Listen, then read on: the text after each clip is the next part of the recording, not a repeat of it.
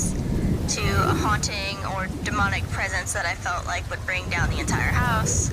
My wife and my friends have always called me things like a magnet for trouble or a lightning rod for the weird, which is fair, seeing as these kinds of people and situations do seem to be drawn to me and those who are close to me. I usually just listen to the stories on YouTube, but I was goaded by one of my best friends into contributing some of my own experiences to YouTube. So, I've decided to start with one of my personal favorites. When I was around the ages of 18 and 19, I really liked to go hiking and camping every so often. Fortunately for me, I lived in the Northwest United States, so nothing put me off from going camping. In fact, I found the cold, damp dreariness calming in a weird sort of way. I spent a decent amount of time outdoors, and I would occasionally meet like-minded individuals, some of them being Native Americans. I grew somewhat close with a small group of Native guys around my age. They were probably about 3 or 4 years older than me, and after running into them a few times, they took notice of how respectful I was to my surroundings. Or at least I didn't put off the image of being an entitled glamper. I guess this gave them enough reason to invite me to join them on one of their outings over the weekend. Let's call them Wolf, Hawk, Bear, and Ted to make things easier. I met up with them at the edge of the forest before sunrise. And luckily, we all seemed to share the preference of getting an early start, as well as going far from civilization as we possibly could. Within reason, of course. So, we ended up hiking between 30 to 60 minutes before we found a decently wide, flat area to set up camp. The remainder of the day was spent drinking lightly, sharing past experiences, identifying bird calls, and me listening to some of their cultural stories and legends. It was well after sunset when the event occurred. Wolf got up to answer the call of nature and wandered through the trees. After he was out of sight, I decided that I might as well take care of my own burden, because waiting until morning is just not an option for me. So I did the responsible thing, and I let the rest of the group know that I was going to go number 2, so they shouldn't worry if I'm gone longer than our companion. I decided to venture out further than necessary, because I didn't want one of them to stumble upon me while I was in the middle of my business. After a few minutes, I had just redone my belt, and when I was turning to return to our campsite, is when I thought I heard something in the distance. I frowned, tilting my head and straining my ears to catch whatever it was. "Help!" someone cried. It was soft, so I couldn't tell exactly which direction it was coming from, but it sounded like a male's voice. "Hello?" I called back, eager to lend a hand to anyone who was lost or possibly injured. "Help!" the voice repeated, a little closer now. So I took a few steps in the direction I thought I heard the voice coming from, and I swept my flashlight from side to side, trying to pinpoint this voice in my dark surroundings. "Are you lost?" I shouted into the darkness. "Lost," came the reply, even closer than before. I found it a little strange that they would respond with just one word. Maybe I'd missed the rest, or maybe they just didn't know English very well. Either way, that was enough for me to take a few more quick, determined steps towards that voice. But then I abruptly stopped dead in my tracks by the next thing I heard. "I'm lost," it shrieked, drawing out the word in what sounded like human yelling, mixed with a high-pitched scream of a deer or an elk. I felt the goosebumps rise on my skin as I muttered to myself, "What the hell?" I took a couple more slow steps. My flashlight darted from place to place until I heard twigs and bushes being disturbed in the direction of our campsite. I quickly whipped around while drawing my hunting knife, only to be met with the sight of Wolf wearing a stern but concerned expression. I relaxed and sighed in relief before trying to explain about the voice that I just heard, and how we should probably go and see who that was or what was out there. He then grabbed my upper arm and began dragging me back through the trees. I didn't resist, but I kept trying to make the case for at least attempting to rescue the person out in the woods. He responded with a chilling, "I heard that voice too, and I'll tell you what, that ain't no person out there, man," he mumbled. At that moment, I was too dumbstruck to say anything else until we got back to the rest of our group.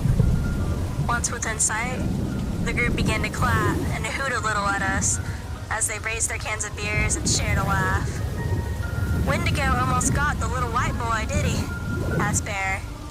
Wolf responded by shaking his head, his eyes widening as he exhaled, with his cheeks slightly puffed up, giving the expression of, "that was way too close" kind of look. At this point, I'm thinking to myself, I'm sure it's one of their friends helping them play an elaborate prank on me, so I called them out on it. They laughed a little more, and Hawk said, "Look around you, we're all here right now." And, you know, Hawk was right.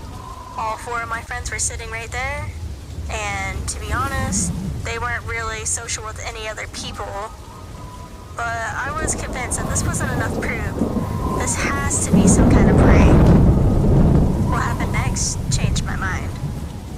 We had been talking about this for nearly half an hour before they all froze. Then they sprung into action, dismantling and picking up the camp as fast as they could. It was almost as if they were spot-on star athletes or something. I tried asking what the hell was going on, but all I got was Hawk hissing at me and telling me to listen, not even slowing down what he was doing at all. So I stood there, still, and I tried to tune out all the rustle, thumping, and clanking the best I could. Eventually, my ears did pick up on something. It was kind of similar to deep chittering or clicking, similar to a sound a predator makes when it's hunting for prey. It was also coming from the same direction I had gone to use the facilities in. Mere coincidence? I think not, as I was the only one standing there for a few seconds, before I was snapped out of it by Bear handing me a long length of rope with a D-link at the end of it. Bear then told me, "Hook this D-link to your belt. We can't afford to get separated." His eyes focused on the bush past me. Without question, I took it and I did what he asked, and then proceeded to help them dump a couple of buckets of dirt over the fire. As soon as it was smothered, Wolf said we needed to get out of the forest as fast as possible and make our way back to the cars. However, we couldn't run because we're all hooked together, but we walked quickly and quietly, almost half jogging the whole way, thus turning a 45-minute journey into a 20-minute one. The mood seemed to lighten up a little after we emerged from the forest. The rest of them began to laugh and catch their breath as we've just come out of some extreme perilous ordeal. However, I'm still feeling slightly confused in what just happened. We then began to set up our camp again, on the grass near our cars. We decided not to have a fire this time and just use our lanterns for light. Once we were all settled again, I asked Wolf if they really thought Wendigos were real, and if there'd actually been one out hunting me. With that question, everyone goes silent. Wolf then explains, "The truth is, we don't exactly know what that thing was out there. All we know is that these things, they use the voices of people or animals to lure their prey in, and then," he claps his hands, "they ambush it." I felt a bit queasy, wondering how close I came to actually being attacked. Then a new question came to my mind, and I asked, "So, I get that it calls for help if it knows people are around, but what was that noise we heard before we packed up camp?" He looks back at me grimly and says, "That's how they communicate with each other." I shuddered, further disturbed by the thought of more than one of those things stalking me. We then spent the rest of the evening trying to recover what little good vibes we still had left for that weekend, talking about how we would circle around to a far part of the woods to ensure a good distance between us and those things out there. Unfortunately, our spirits were severely dampened, but yet another cry came from the woods.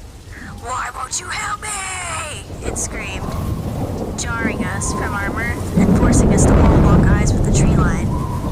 "Huh? They followed you all the way here?" Bear quipped, before turning around to look at me. "I guess they have a taste for white meat," he grinned. "Don't worry," said Wolf, gesturing to our surroundings. "There's no cover here.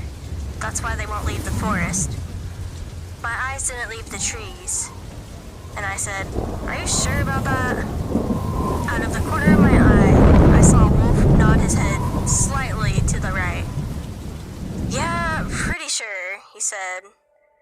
But there was a hint of doubt in his voice. Needless to say, I slept in my car that night.